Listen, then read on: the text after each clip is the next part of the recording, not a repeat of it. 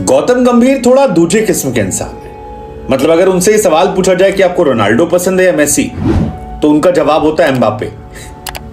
ऐसे ही पॉलिटिक्स में जब सारी दुनिया अपनी अपनी पार्टी को छोड़कर बीजेपी को ज्वाइन कर रही है, तो गौतम गंभीर वो बीजेपी के सांसद हैं जो बीजेपी को छोड़ रहे हैं। हाँ, गौतम गंभीर ने पॉलिटिक्स को क्विट करने का मन बना लिया और पॉलिटिक्स को क्विट करने के पीछे वजह उनकी क्रिकेट को लेकर कमिटमेंट है।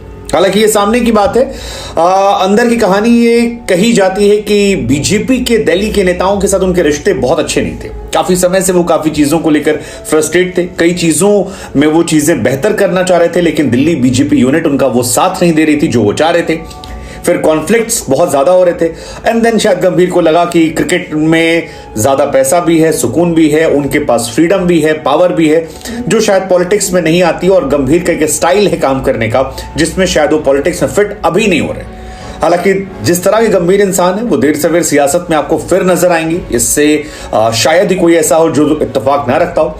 लेकिन फिलहाल गंभीर ने प्रधानमंत्री मोदी, अमित शाह और जेपी नड्डा को टैग करते हुए लिखा कि मैं पॉलिटिकल करियर से थोड़ा ब्रेक चाहता हूं, रिलीफ चाहता हूं, ताकि मैं क्रिकेट को लेकर अपने कमिटमेंट पूरे कर सकूं। इस साल वो केकेआर का हिस्सा है, केकेआर में वापसी कर रहे हैं, 2 बार चैंपियन बना चुके हैं और एक पावरफुल लीडर के तौर पर आ रहे हैं।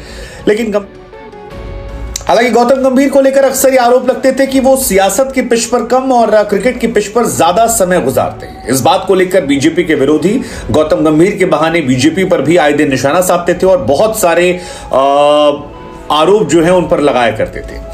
लेकिन गंभीर अपने स्टाइल से इसका जवाब देते रहे और उनका यह कहना था कि वो क्रिकेट की पिच पर शौक में नहीं जाते, क्योंकि जितना क्रिकेट में उन्हें हासिल करना था वो कर लिया।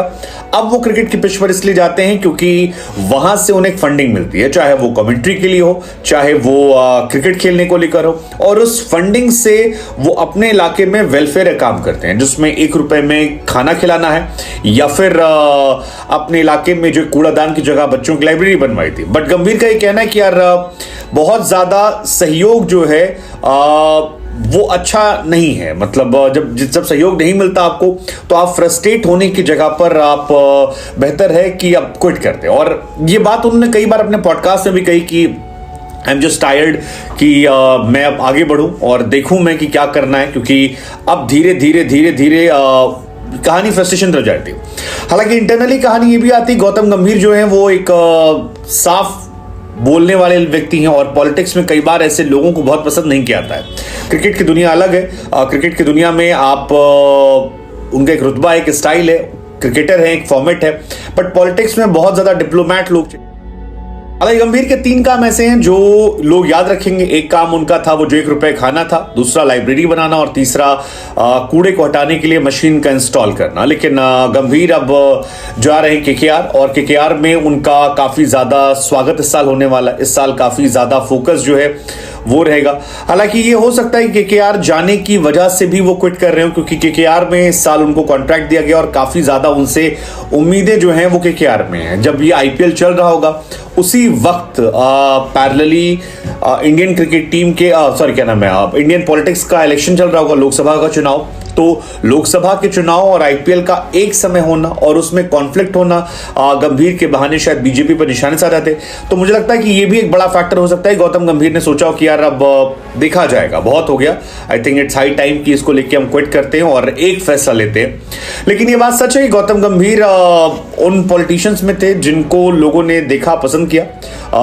2019 में बीजेपी ने 2 बड़े सेलिब्रिटीज को उतारा था, एक गुरदासपुर से सनी देओल और दूसरे दिल्ली से गौतम गंभीर। और ये कहा जा रहा है कि अब ये दोनों जो है इस साल चुनाव नहीं लड़ेंगे। हालांकि ये भी कहा जा रहा है कि बीजेपी दिल्ली में काफी लोग के टिकट भी काटने वाली है, जिसमें से केवल मनोज तिवारी और रमेश भिदुड़ी और एक व्यक्ति प्रवेश वर्मा, इन 3 का टिकट बचेगा। बाकी 4 सांसद जो हैं आपको